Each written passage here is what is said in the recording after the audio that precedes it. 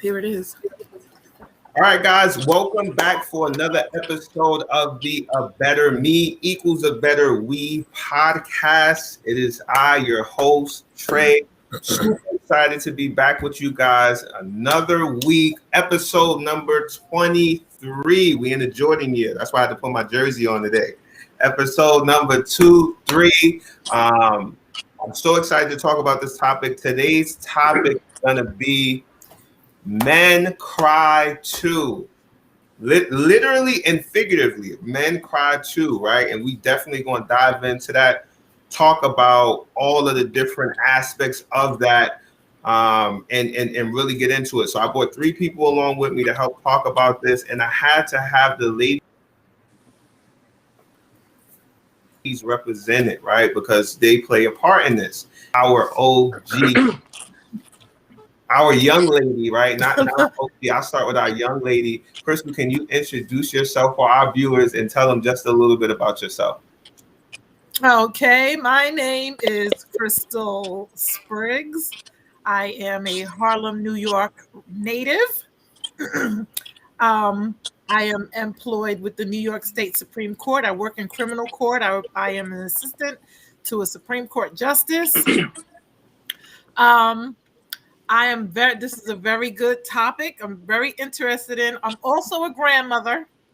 I know I look good. Can't forget that. Grandma. Leave out my mother of two, grandmother of one. And this is a very interesting topic. So when I was asked to participate, I decided that I would do this. Answer the call and jump right on it. I answered the call. So yes, I guess that's what makes me an OG. We're glad to have you. Glad to have you. Definitely. So, Davon, why don't you introduce yourself for our viewers that may not be familiar with you and tell them a little bit about yourself. So if anybody's not familiar with me, it's probably like my sixth episode that I've been on here. Again, from the top, my name is Devon. And I'm one of the co-producers of A Better Me Equals a Better We podcast. And again, like I say, every time that they ask me to come back, it's always a pleasure. And I'm always ready to get the ball rolling. But if you think I did good, was it last week? You got to tune in now. In now. We're going to get the ball rolling. Let's go. I'm happy to be here. Let's go. Now we got a new... Q, why don't you introduce yourself for the viewers? Tell them a little bit about yourself. Yeah. It's your boy. It's Q York. I'm saying I'm here. I'm from Brooklyn. I'm saying I'm currently in Atlanta though. Right now I'm in the A. I'm saying I DJ online, kind of stream. I'm saying you might see me a little bit everywhere. Like, you know what I'm saying? So I'm definitely doing that. And I think the show is pretty dope. So I definitely wanted to come on here and kind of, chop it up and give, some real to real, feelings about it. You know what I'm saying? So, let's just get into it. Let's get into it. Definitely. And I love that, right? And one thing that you guys will always notice about all of the panelists is that we're all going to be diverse, right? I've been in episodes where someone has been in Boston, someone has been in California, somebody was in Florida, like all at the same time, right? And everybody's mindset or their thought process regarding a particular topic may not be the same. But the idea is that if each person puts or brings what they have to the table, it got to be something on there that's good to eat, right? It got to be something on there that's good, right? So now you don't have to walk in like, yo, who made the potato salad? All you got to do is just walk around the table and see what you want, right? So in all of our topics, and I always say this at the beginning, I always like to start from the beginning, right? Like that's like the title, and every subtopic is the beginning, right, of the situation. And when we talk about men crying, right, I always think about childhood, right? And one of the things that I realize is a lot of things in adulthood are learned behaviors from when we were kids, right? So when we think about men crying and men not being able to cry or feeling like, I'm less of a man if I do cry, Q, for you, do you believe that people make it okay for their kids to cry in the home?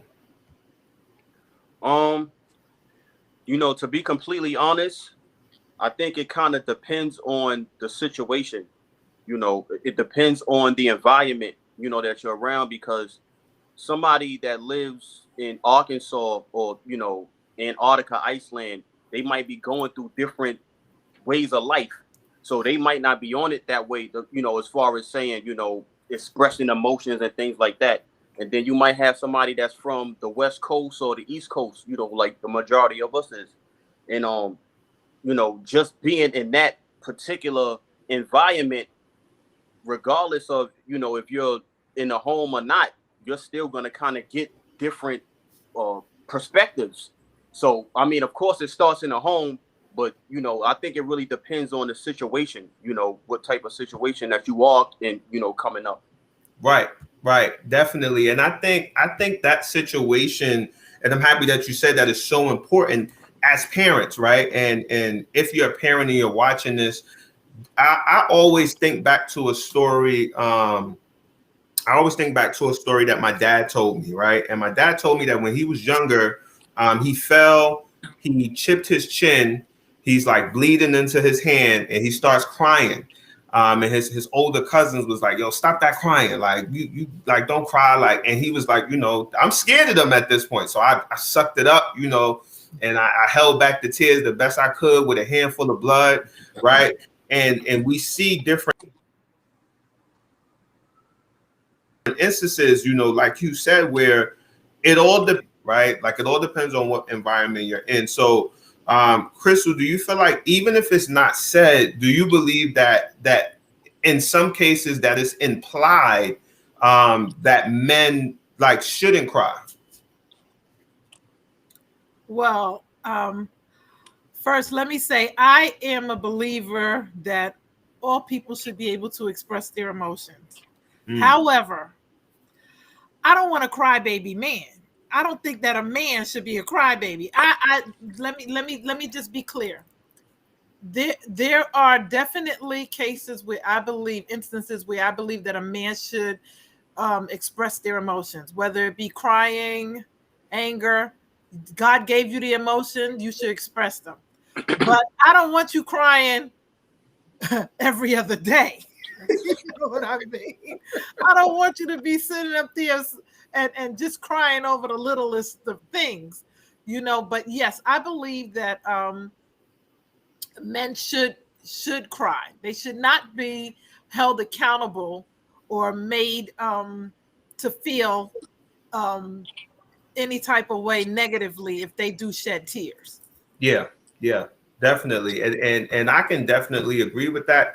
As a man, we're all individuals. We're all humans. We all experience human emotions. And there has to be some sort of way to express that at some point. Sorry. Not to mention, it's not good holding in emotions because they come out in other ways. Right. So you have to express what you're feeling because it'll come out some other way detrimental. It may be displaced. Your emotions may be displaced, and it can harm you or someone else. So right. I'm happy you said that. I'm so happy you said that because we're definitely going to get to that at a later point in the conversation. But I'm so happy that you brought that up. I do want to bring up one of our comments. Natalie said in our comments, I think every emotion a Black man shows is interpreted as aggression or weakness, which stems from us being enslaved. Black men have not been allowed to express their emotions. To all my Black men, be a crybaby. Let's stop this thinking now. Davon, when you hear that, right, saying that this stems from enslavement and the idea that let's say if we're upset, then I'm aggressive, right? Like if they get my order on, I'm like, yo, I ain't ordered that. It's like whoa, right? Like then I'm aggressive. If I get sad, then I'm weak, right? Like what's your view on men, right? Because I know the episode is titled "Men Cry Too," right? But it's deeper than just crying. Is more so about emotions and the ability for on this podcast to show our emotions, right? You get what I'm saying? So what's your perspective on if you're this way, you're aggressive, and if you're that way, then you weak. All right, so basically, I just feel like men should be able to show their emotions. I feel like all humans should be able to show their emotions. I feel like same way like women and men, like to a certain extent. So, for example, for men, I say on myself, I could get frustrated at a task. Should I cry about it? No, I should take a deep breath, regroup, and go back at that task until it's completed. But that's the same terminology or ideology I would give to anybody who's approaching anything hard. So when it comes to a man, I feel like there's only a spotlight on men when it comes to being emotional and actually crying. Yeah. So I feel like let's just stop the BS. Let's stop the BS. If that man want to cry, let that man cry. Right. Right. Let's let us not let it be only conditional to where he could cry. So, Right. and even if he wants to express his emotions, I feel like every human being could express their emotions without physically having the action of shedding a tear. We just got to learn the ways to express our emotions. Like before we could be aggressive or take that into action, let's Right. express ourselves by using our verbal language. You get what I'm saying? To the best of Right. our ability. Right. Yeah, like let's go. I love that, and I like what you said about the I like what you said about the teaching aspect, right? Q, how important is it us as men, right? Because you may not be a father, but somebody is always watching you. You may not be a mother, somebody's always watching you. Like you're an adult figure to somebody. Somebody looks exclusive to people that have kids because you either may or may not have kids in the future. But I promise you, there's somebody that looks at you like how, people look at, LeBron James and the president and, people like that. Like you're that figure for somebody. So Q, how important is it, right, that we teach young men how to express their emotion? I mean, I think that's super important. Super important. I mean, us as humans, we have emotions, regardless if you're male or female. We have emotions, and I do think there is instances where us as men we get emotional. Like I mean, I don't think there's no man in this world that can say that they never felt emotional or never felt sad or whatever the case may be. It might not be shown, publicly or around certain people, but I also think it's kind of depends on, like I said before, the situation and also the comfortability. So I would definitely, tell anybody that's, younger or whatever the case may be, it's cool. Like, you know what I'm saying? Like it might be looked at or shunned upon, but I mean, there's definitely nothing wrong with that because you're human. At the end of the day, you know what I'm saying? And you have human emotions. Right. So, right. And we got to treat it as such, right? Absolutely. One of the things,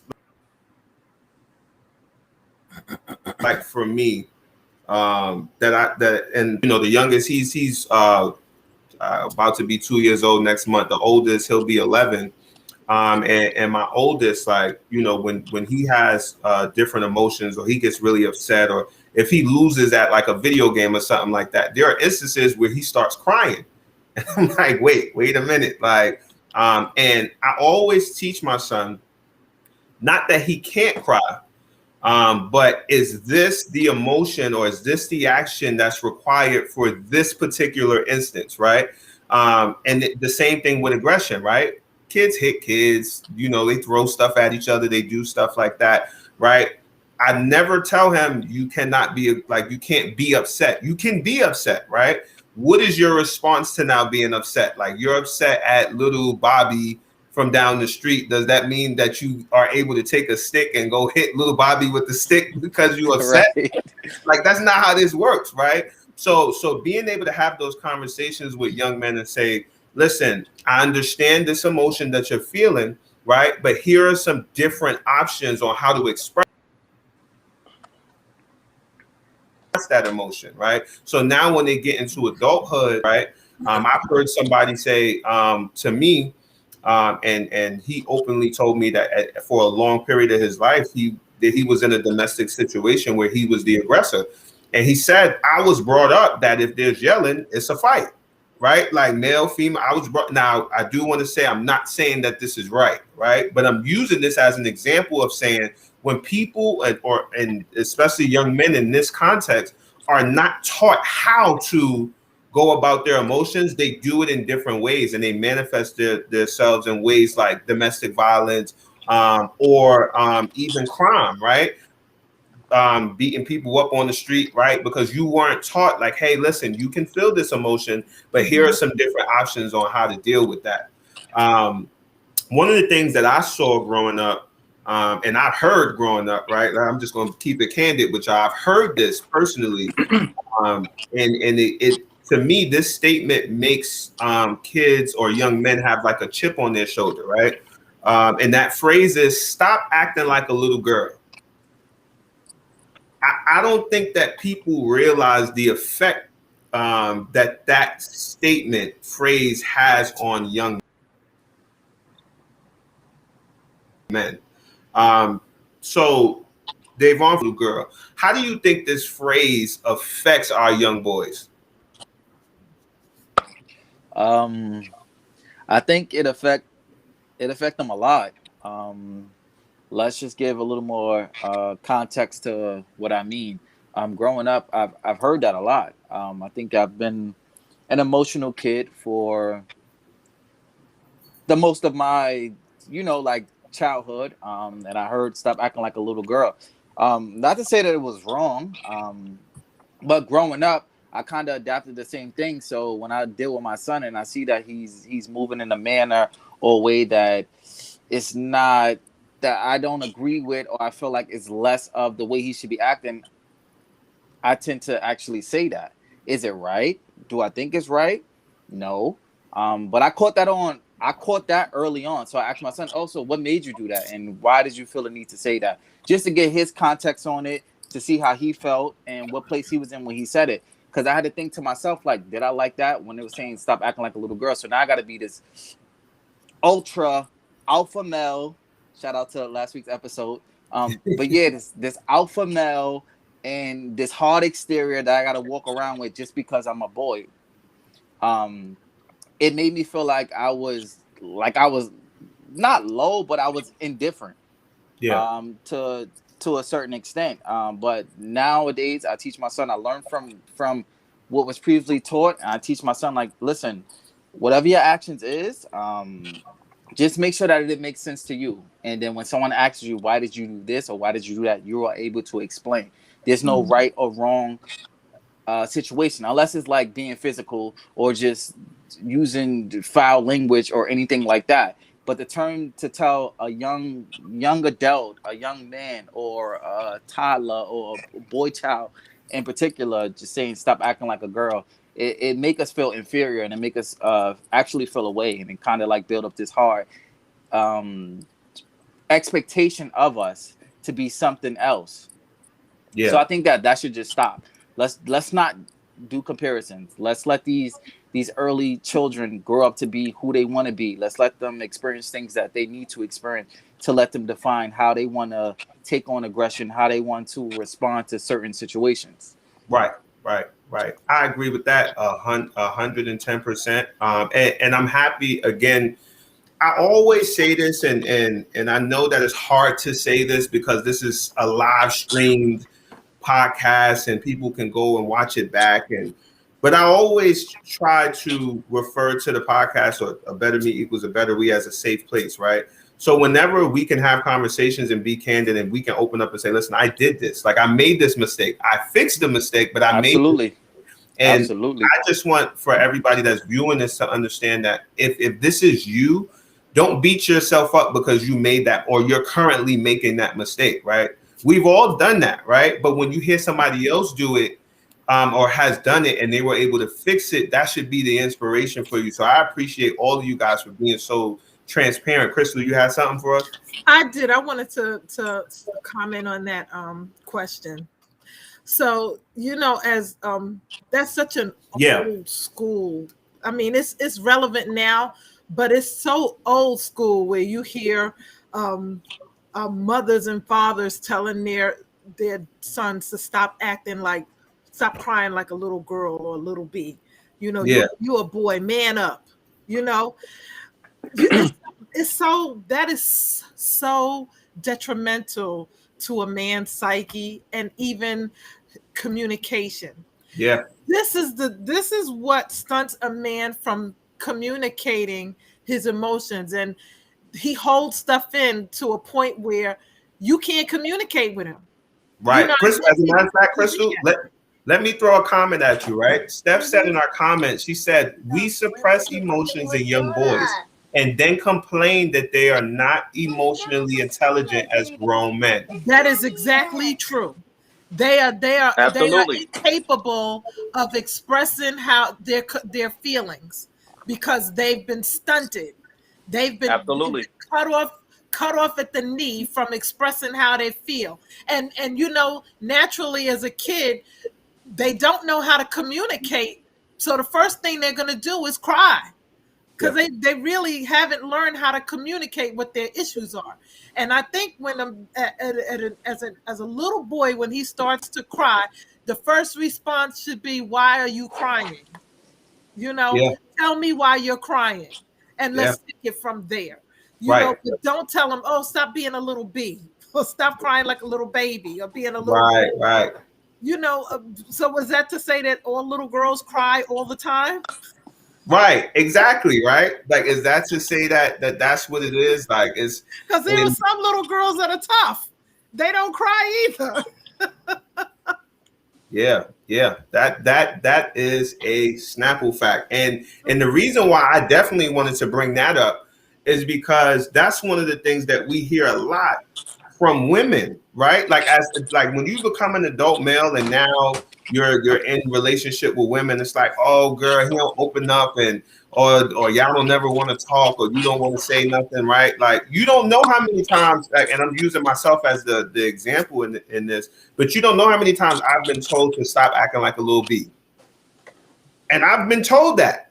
Like, you get what I'm saying? Like, so now you've been told that your entire childhood years, especially if it was by a woman, right? So now if that's your mother saying, stop acting like a little bee, or your mother figure or something like that, right? Now I get into a relationship with this woman, my mind is already programmed, even if it's subconsciously, it's already programmed to not show emotion to this woman. You'll be surprised what type of conversations that men have behind closed doors as far as their emotions. Like men talk about their emotions. How They, often will a man say that I'm hurt? hey, How often will he say I'm hurt? I'm hurt to where I move to tears. How often will he say I'm hurt? How often I think ho- with that, it's a level of maturity. we on you. We on you.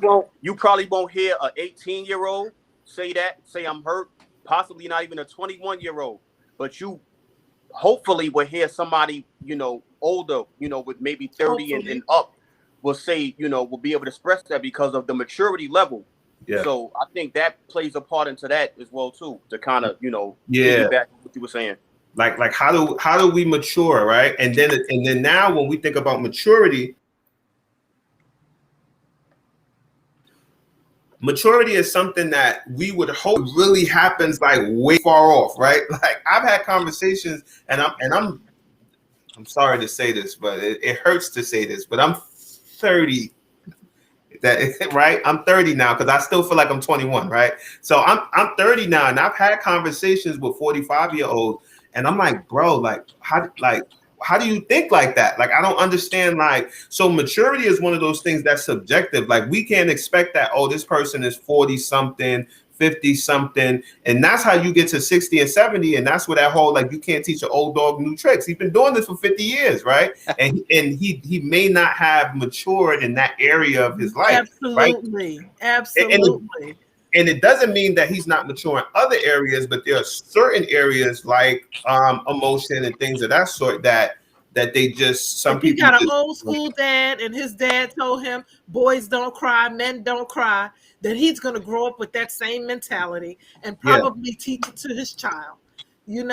So Yeah, definitely. So now when we think about men being emotional, right? And we've kind of already tapped in on this in ways. I want to talk about society in a person's social setting, right? And how that plays a part in the emotion, men being able to show their emotion, their availability, that whole aspect of it. Devon, I'll start with you. Do you believe, like as a man in society or in his social setting, do you believe that men look down on other men who show sad emotions?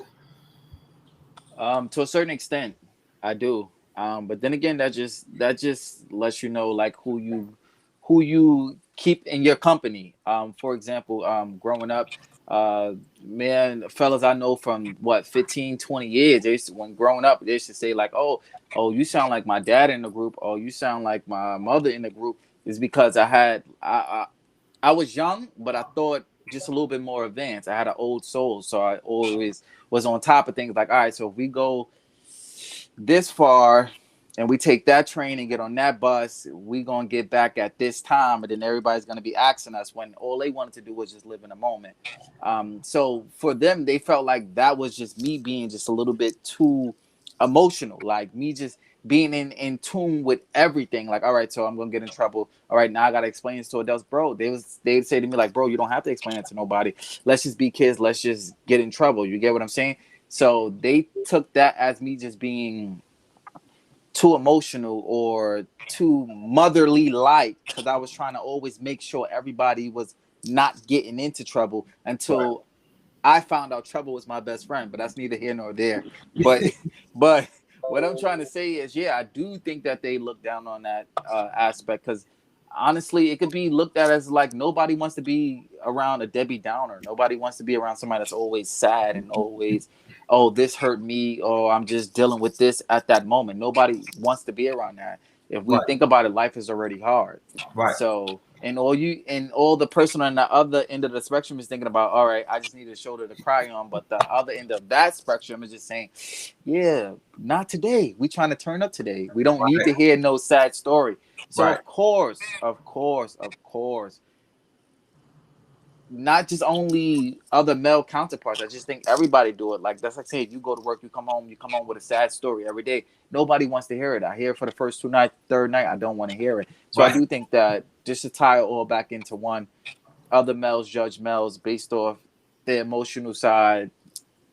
Absolutely. Right. And I agree with that too. And I want to also look at it from a different angle, right? So not just coming home is the one with the sad story, but even in the sense of your upbringing, right? Like your environment. I know that we all didn't grow up on the same street, but we ain't grow up in the burbs either, right? And when you live in an environment where people have the bare minimum, or just enough to get by, maybe a little bit more than the average person, right? But nobody is like has a lot or excess, right? You grow up in an environment where you have people that think, by any means necessary, this is how I gotta get this money, this is how I gotta feed my family. So if I gotta take this from you or do this to you, or people that are misguided in the gang culture, right? And that was something that persuaded our young men a lot and stuff like that. So now for a lot of young men, and we're definitely going to talk about that particular subject or this particular subject on a later podcast. But now we're at a point where young men are being taught to be animals or behave like animals, right? And then that jail plays a part in that as well. Because once you go to jail, you in the animal kingdom, right? Like that's when that first law of nature kicks in, like self-preservation, and you got to live and be like an animal, and then now come back into society where people may not be living as animalistic, right? So now when you're in a culture, I know for me where violence was a thing, like that's how you showed that you was a man, like play fighting turned into real fighting, like here, come fight him and see if you like. You get what I'm saying? So now if you're a man that shows sad emotion, that's looked at as a weakness when you're in this jungle environment, right?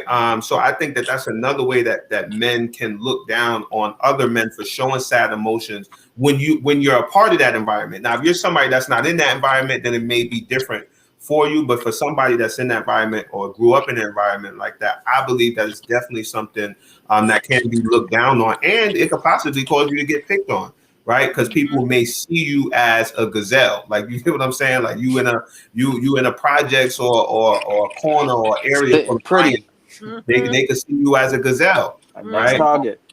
Right, exactly, right. So I heard, and yes, for the people that don't know, I am a minister, but I have listened to rap music. I do listen to rap music. I just want to throw that out there. But I heard in a rap song some years back, there was a line that said, "It's a shame that people only respect money and violence." Q, do you believe that young men are taught this? Yeah, absolutely, absolutely.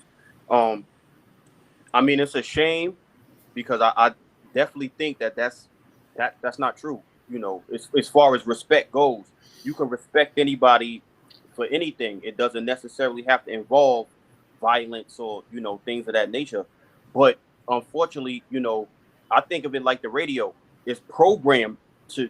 We're programmed to kind of think that, like, yo, if I got a particular uh, persona, or I got a particular vibe, or so to speak, you have to automatically respect me, or that's how you get respect, Yeah, by being this particular type of person. And I mean, that's totally false. It's yeah, totally false. But that narrative is pushed so hard that it will be confusing for somebody that's actually growing up. And then that's kind of to go back to what you were saying previously. Now these kids think now I gotta be a savage. Like, what I'm saying, like, I have to be that guy. What I'm saying, to actually get respect or to get accepted right. by the masses. Right, right. And I love that word that you use, acceptance. Right. I think that sometimes we really don't look at how acceptance plays a big part in a lot of things that people do, not just men, but a lot of things that people do, right? So you want to be accepted into your social setting, right? But they say that you gotta beat up this amount of people. Nowadays, these, like, all these kids got guns like it's the Wild Wild West. Like, that's the thing to do. Like, and they doing it in broad daylight. Like, it's just no regard for anybody that's around. Like, I know we've all probably seen that video where it was a shooting that happened and there were kids right there on the street, and how did that affect those kids? Thank God that they didn't sustain any injuries or worse death. But how does that affect that child? Seeing that, like right next to them, right? Just no regard for it's, PTSD. I'm that's the first thing that comes to my mind. And it's sad because there are other bystanders there, right? We just see them up close, but there are other people there. Now I come from a point where I'm going to the store to go get eggs, and now I fear for my life because somebody is programmed in whether it be the gentleman or the two gentlemen in the video, or just the society that you live in, the neighborhood that you live in, is programmed that this is how we deal with each other. Like, if we got a problem, this is how it gets dealt with. Like, so yeah, that narrative, and you hear it in the music, money, violence, money, violence. Like, I've never heard, so even the R&B singers. I last time I heard a male R&B singer that was singing about love. Like the whole culture is changing. Like, it's money, violence, right? So now, and I say all that to say, when we look at men and their emotions, and right now specifically young men, right? This is a part of the problem, is that there are narratives that are being pushed to them. So now, if you're that figure, or if you have young people around you, we have to make sure that we're all doing our part, right? So when we learn something, again, a better me equals a better we. So if I know better, right, the better I am, the better my environment can be, because I can tell this to my son, right? I can tell this to Devon's son, right? Because it's a little different when it's coming from your parent. You can, that's just daddy, right? But now or he can tell it to my son, like vice versa, Crystal, Q, like, you get what I'm saying? Like, we as a community, there are things that we're allowing other people to influence, or other people influence us as men, to make us feel like we couldn't cry, to make us feel like we couldn't show any type of emotion at all, right? And we have to just hold it all in. How and we kind of touched on this just a little bit. But Crystal, I asked you this question. There's a phrase that I want to know what you think of, or how you feel about this in the context of this conversation. Broken people are molding more broken people. Absolutely. What does that mean to you? It's like hurt people hurt people. Yeah. It's the same concept. Same thing. Like going back to, as I was saying, when a parent raises a father raises a son, and the son, he says the son is growing up to be a sissy, and he wants to make him man up. You can believe that somebody down the line did the same thing to him. So he was molded to believe that I can't be a sissy. So I'm not going to let my son be a sissy. I'm not going to have my grandson be a sissy. So it's the same thing. Yeah. It's a generation after. I would like to believe that today we are more we deal with boys crying a little better than we did yesterday. I would like to believe that. I would like to believe that we are a little more educated. We're in terms of a man expressing his emotions. We don't want to stunt. We don't want to stunt a young man's growth, a youth's growth. Right. I believe that even more so now than ever, that these young children, these young boys and girls need therapy. Yeah. It's not taboo. Right. They need to be able to have a mirror face them, and they look at themselves and answer questions to themselves. Yeah. Adults sometimes need to look at the little them, that little person that was them, even if they have to take out a baby picture and look at you as a little baby and talk to yourself. How would I train you up today? Right. If I were in your shoes, if I was the adult speaking into my little self, how would I rear you? How would I bring you up? And you said something a little earlier about the guys in the street, society wise, and they're looking for money, and it's either money or violence. I find that even more so than that is respect. I think that respect, that if you talk to any young man in the street today, and their big thing is respect. I before I give it, I demand it. Yeah. I'm not giving it first. I'm demanding it first. Right. So that is no longer, and that goes for young ladies too, or should I say youthful girls too. They no longer respect their adults, the elders. They look for the respect from their elders before they give it. Right. And we lost something along the way, but I'm digressing. Right. I'm digressing. But that's good though. That's good though. I agree with that 110%. Like, and I hear that a lot, where now people don't want to claim their own family because somebody has done something wrong to them, and it's just the respect is just not there. There are certain things that you do not have to allow if somebody's doing something to you. Granted, and I'm not taking that from anybody, but I'm not going to disown my mother. Like. And you're not going to have anybody disrespect your mother either. Contrary to popular belief, I don't care what my mother does doing that's just not working for me, then I'm just not going to partake in that. Like, if we're going to act like this, then I can't do it. But I'm never going to say, my mother got to respect me. My mother changed my diaper. I think it's only right that the respect come, from this way first, right? But like you said, we lost something along the way. And just thinking about broken people molding broken people, especially for our parents and our generation, like you guys grew up like literally in a few different areas that were very detrimental for people all over, like the crack epidemic, like and just drugs in general. Then again, the gang culture, the war on poverty is still going on, right? So y'all parents, or my parents' parents, like, because I ain't gonna say y'all parents, because Crystal, I ain't gonna say you old enough to be my grandmother, because you're not. I don't want to age you like that. But I know, like, for my grandparents, her age group, They were the people that were partaking in this, right? So now so they're living fast. People are trying to become millionaires off of selling drugs. People is killing themselves taking drugs or making what people now call crack babies, which are our parents, right? They were raised a certain type of way that may have been different from the way that Big Mama raised your grandmother, right? So now when we talk about broken people molding broken people, our parents are not like I don't want to make it seem like I had the worst parents in the world, because I did not. But there are certain things now when we look at men and learning to express emotion and stuff like that we're learning now, because it was missed. It was kind of that was, like I told you, what my dad was told when he was younger.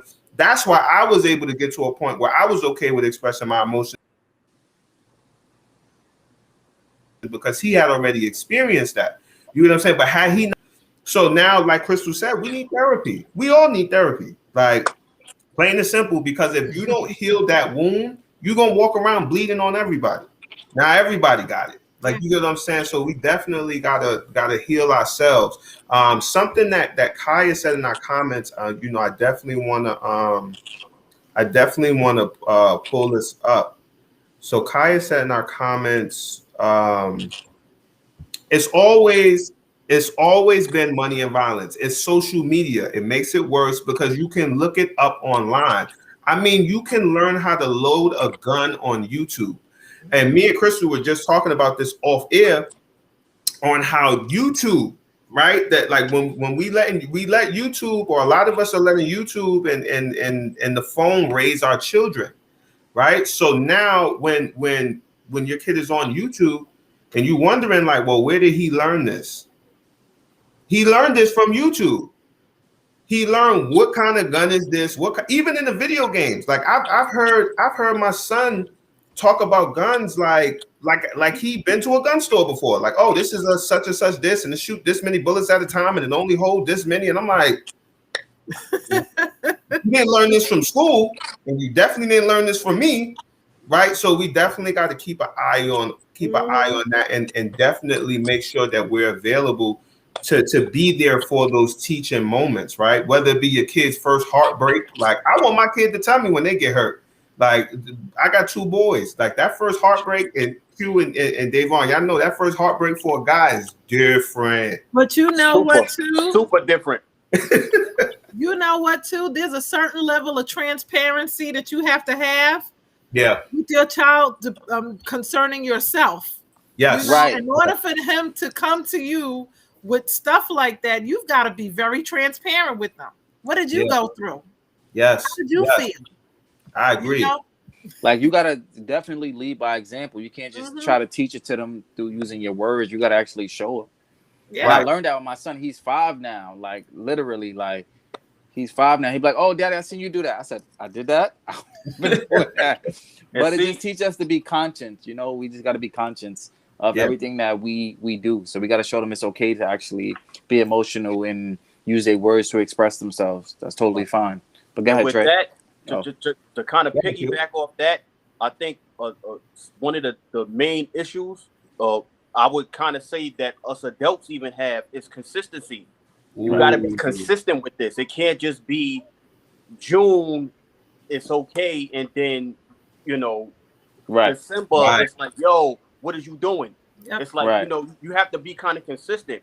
And even with with the social media thing nowadays, I think it's safe to say that none of us actually grew up with social media.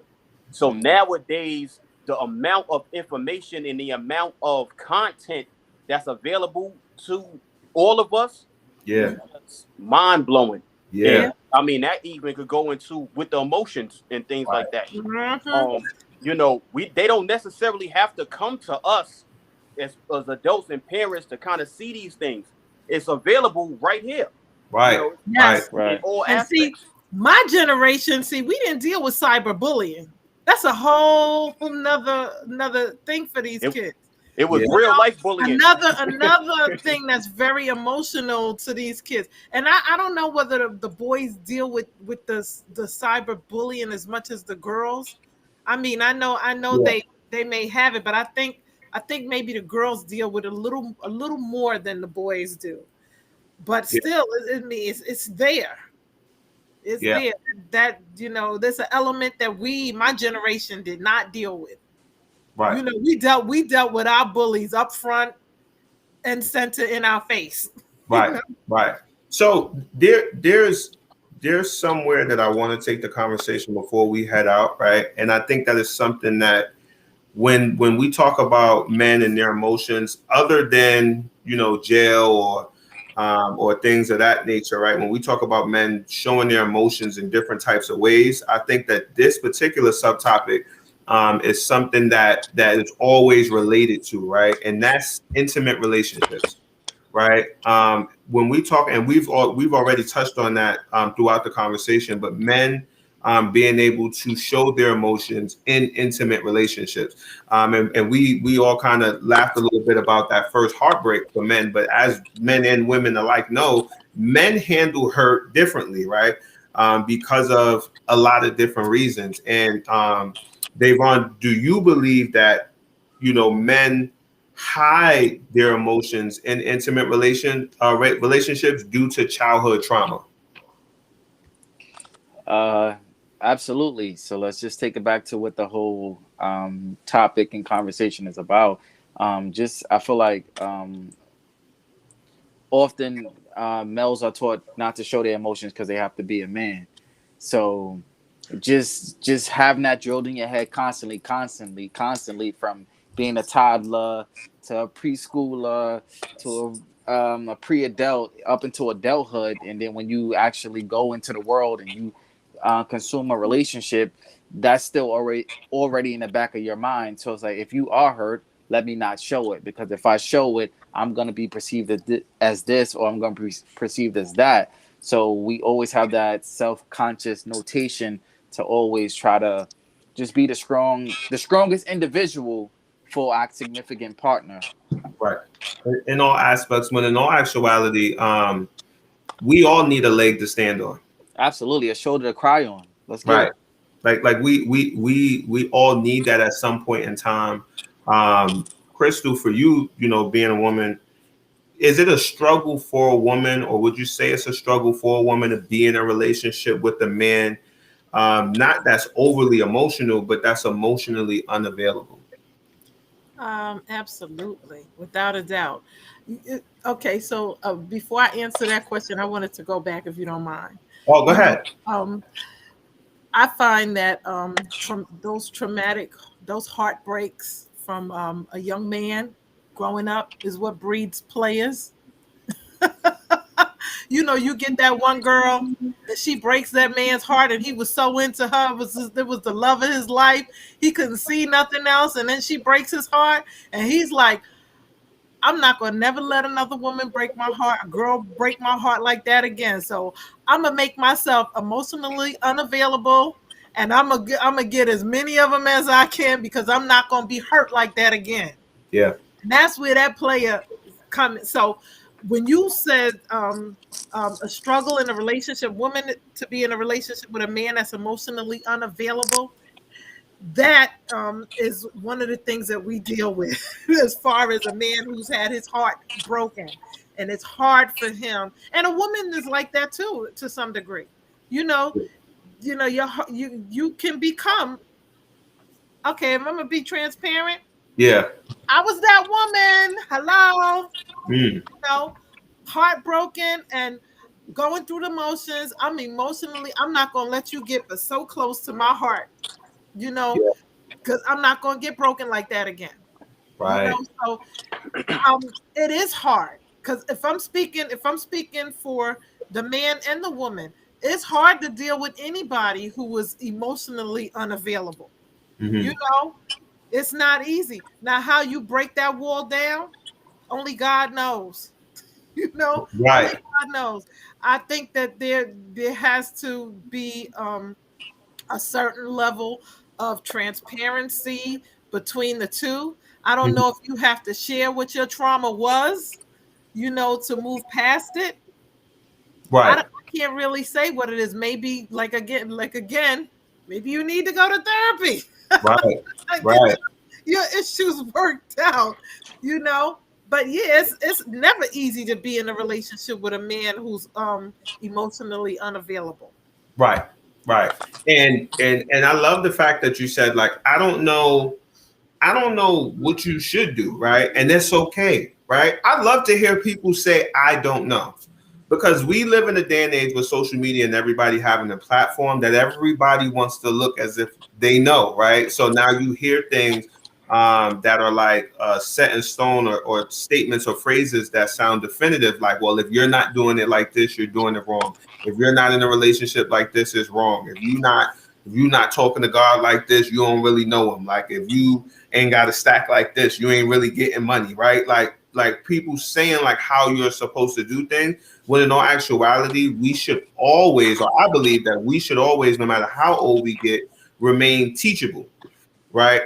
And I heard the author of Rich Dad Poor Dad, I don't want to butcher his name, but I heard an interview that he did, and he was saying that people talk about degrees and things of that sort, and they gloat about them, right? But he said that there's a study that says that information expires in about 18 months. So after about 18 months, whatever it is that you learned is no longer relevant. Like, they created a new way to do it, and probably newer, faster, or just different, right? So we always have to remain teachable, because even with what Q was saying about the internet, like, we didn't grow up with the internet, right? So now if I'm somebody that's older than me, I definitely need to remain teachable, because now you can't even find a payphone nowhere, right? So if you don't learn how to use this cell phone, it's over for you, right? Like, so we always got to remain teachable, and so that way, when we encounter different people who have different emotions, your approach has to be different.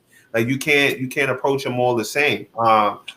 And when I look at men being emotionally unavailable, I also want to look at men that are emotionally available, right?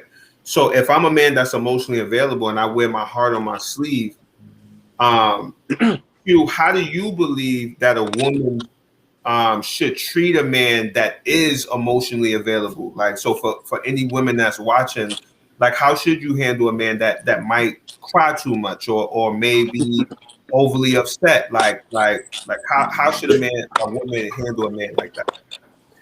I mean, again, I mean, it definitely will fall perfectly with nowadays. I think it's different, maybe, when we was coming up, but nowadays, I honestly think it's a little more acceptable. Prime example, one of the biggest artists right now is Drake, and he's quote unquote, somebody that's like an emotional type guy, Yeah, and that's cool. I mean, a lot of people would kind of say, that's kind of cool in that aspect. Drake is a cool guy. So right, they looking at that as an example, like, well, I mean, maybe I can be emotional. Maybe I can be, shed a tear, or, just express myself emotionally in that aspect, because now it's cool. But way back when we was kind of coming up, it wasn't really nobody or particular figure that was like that in that particular light. So it's a right, little more different as far as how we kind of think of things compared to nowadays. right, um but to kind of go back to your question, I mean, it's difficult. It's real difficult when you have to kind of deal with somebody that's like that, especially when you're not like that, so to speak. You know what I'm hmm, saying? Like, if you're not particularly somebody that's like, so easy to express how you feel, either verbally or physically, whatever the case may be, it will be difficult to kind of deal with somebody else like that right, in a relationship, even in a friendship. You can right, have friends that might be always kind of just down and just, in that particular space, that headspace. And, right, it's but so much advice and but so much talking that you can kind of do to get them out of that funk. right. So, I mean, it's difficult in all aspects. That's a fact. That's a fact. Um, I think one of the things that we have to remember when we talk about emotional availability, is the fact that a lot of it stems from trauma, right? A lot, or all of it, really. Like, I'm just gonna go out on a limb and say all of it stems from trauma. Like, something happened unless it was like a learned behavior. But for the most part, something happened that made a person either feel comfortable being emotional or being emotionally unavailable. And I think until we address that root, right, that root of whatever it is that made you feel this way, emotionally available or unavailable, um, you'll always run into the same issue over and over again, right? Like you may put a band-aid on it, but until the root of why this man is emotionally unavailable, why this man is emotionally available, until the root of that is addressed, it's just going to be, all right, we fixed this particular situation, but it's just going to represent itself in another way. Yeah, go ahead, Crystal. Okay, so that question for me, believing how a woman should treat a man that is emotionally available.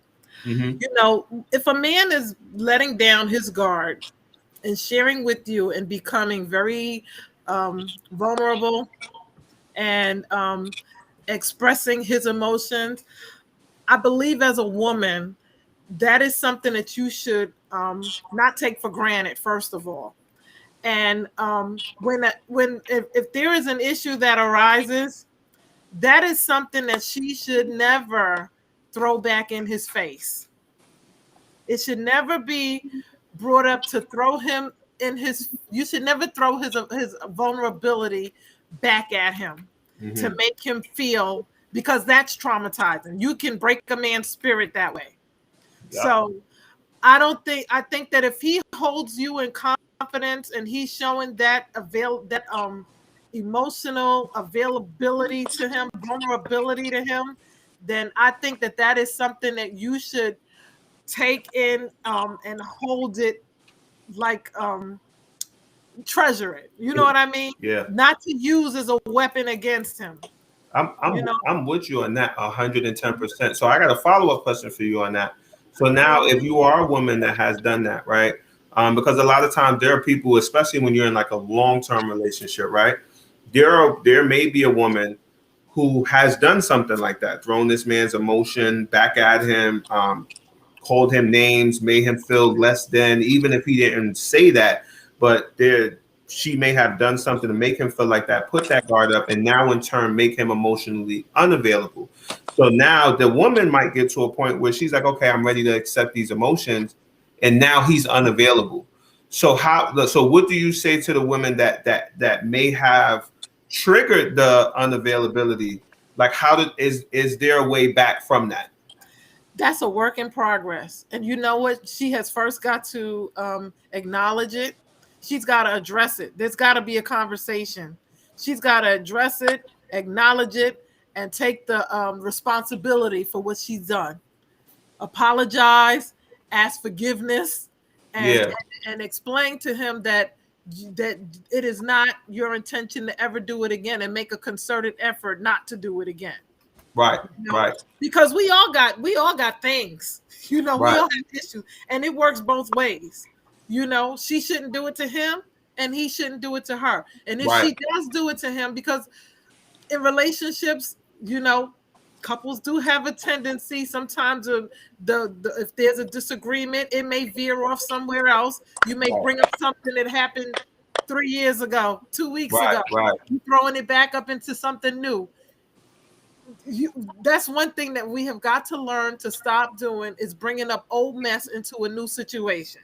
Yeah. You Yeah. know?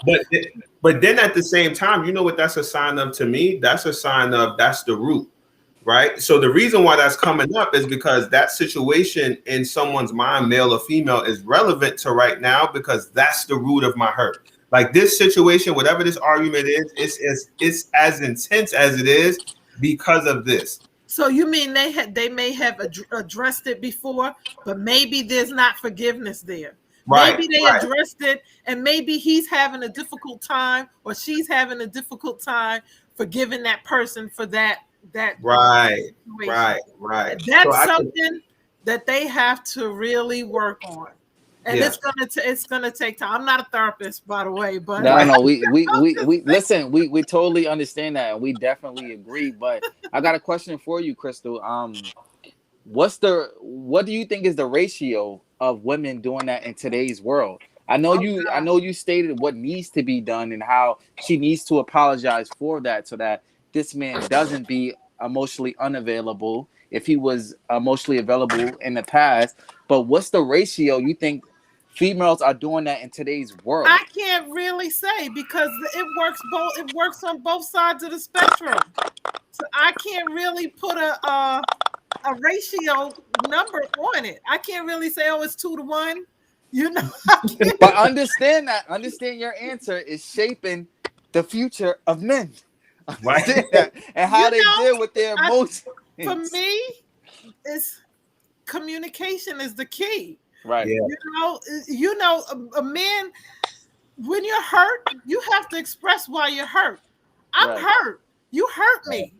You Right. know, and you have to acknowledge when you hurt somebody too, and Yeah. Right. you have to acknowledge it and nip it in the bud, apologize for it, and nip it in the bud quickly Right. in order to move on. Right. You have to make the concerted effort not to do it again. Yeah. Especially if this is a relationship that you value. Right. If there's And just to something that you piggyback off want of that. and you value it, then you gotta make the step to get it together, get it right. Yeah, and just to piggyback off of that, it reminds me of what Q said earlier in the sense of remaining consistent, right? Like you can say like, yo, I'm not going to do this or whatever, but when I have a mindset of this, like I don't want anybody to do something for me unless they have invested or they have it invested in their heart that they're going to do it. Because if not, then it's just a chore. And we know, like with your kids, you tell them to clean the bathroom every Tuesday, Thursday, and Saturday, right? And they do it at first, they do it at first. But if it's not something that they're invested in, they forget and then they stop doing it. So consistency is key. Like Crystal said, on both ends of the spectrum, how we deal with each other and each other's emotions has to be consistent. It can't be like, okay, I'm willing to listen to enough of this. Like, you get what I'm saying? Are we bringing up, when we're having conversations, Right. are we bringing up solutions? Are the conversations solution based, or is it just like it's just a bunch of venting, right? Like I got a aunt, right? And I always tell people this, that I can get on the phone and vent with her about anything. And I probably got 5, maybe 10 minutes, depending on how serious the conversation, the situation is, where I can just vent.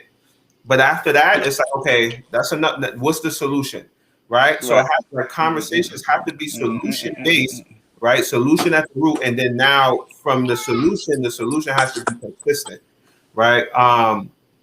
And also like just thinking about, and I really love the conversation that we've been having, but the conversation in the comments is hot. Like, and I appreciate you guys like just really being a part of the conversation, sharing your opinions, because even if your comment doesn't make it up on the screen, like we can see them, I read them. And just like how I told you guys before, like I don't have all the answers. Like Q doesn't have all the answers, Davon don't have all the answers, Crystal doesn't have, we don't have all the answers, right? So we need everybody's opinion. Honestly, say there are things that I've read in the comments today that I was like, wow, I didn't even think about that. Like that definitely just hit me in a different type of way, or things that I've heard from all of you guys. And I've had conversations with all of you guys, and I've still heard things that was like, wow, like I never hear him put it like that. Like, or maybe just the situation, it just hit different, right? So being able to have those conversations and share your opinion is so valuable. That's why, I know it's a podcast and people say share, like, and subscribe and all that stuff.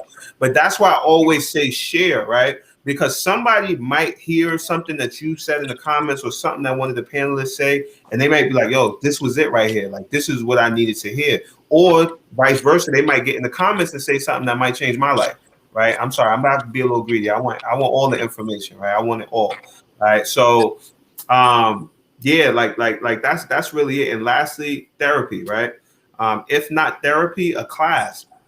We have to be taught how to do everything, right? If you had to learn how to walk, what makes you think that you don't need to learn how to deal with your emotions? And I'm talking to the men right now because the title of this is Men Cry Too. So I don't want it to just be like, it's all women. Like, nah, men. We need to, if you were not taught, that's okay. But we grown now. go get that help, bro. Learn how to, and myself included, right? There are things that I still need to learn. There are some emotions that I still need to learn how to process the right way, right? So that's what I wanted to leave y'all with. Like, don't be afraid to learn something new, men. Even if it's not comfortable, find a safe space. We literally have certified therapists in the comments right now. Like right now, like learn. Take that time to learn. Take that time to listen. Like, you know what? I wasn't processing my emotions the right way. Maybe I do cry a little too much. What's the stem on that, right? Not that I cry too much, people judging me, but why am I that emotional? Right? Yo, when I get mad, I punch walls. I'm tired of fixing my wall. Like, I'm tired of it. Why am I doing that? Right? It's costing me money, right? So take an opportunity to learn and really learn to do better. Right. So that wraps up this episode. Devon, do you have anything for our viewers before we head out? It's always the same. Like, thank you for everybody that tuned in. Thank you for everybody that took the time to actually comment. Along with you, we are on this end actually pushing the culture. So it's always appreciated. We love you guys because you guys allow us to do what we're doing now. And thank you, Crystal and Q and Trey, for just helping me push the conversation and just making intuitive perspectives and opinions. And you guys rock. Yeah, I appreciate that. Thank you for inviting me. Yeah. So, Crystal, you got anything for our viewers before we head out? Well, I just want to thank you for having me on this panel. It was a very good discussion. One of the things that I just want to leave with everyone is, even as little kids, we just have to remember to treat people like we want to be treated, even as a little kid. If you as a little boy and crying, remember how you felt, how you would have wanted to be treated during that time, and that goes across the board. We have to treat people like we want to be treated. Handle us like you want to be handled. Handle each other like we want to be handled. Right. And I like what you said about take that picture, even if you got to take a picture of yourself and talk. Like, how would you handle if you were the older person talking to yourself? So I really love that. Do unto others what you want done to yourself. Like, so Q, you got anything for our viewers before we head out? Definitely, like Crystal said, communication is key with everything, not just with relationships. So it's just key. You have to, communicate the way you feel. I know that might be a little more difficult for some because a lot of people don't know how to communicate. I guess that'd be another show or another topic. But communication is definitely key. Communication is definitely the the way to go. Right. Just everybody just keep doing your thing. Keep doing your thing. I'm with you on that, man. Like we gotta, and if you don't know how to, it's not too old.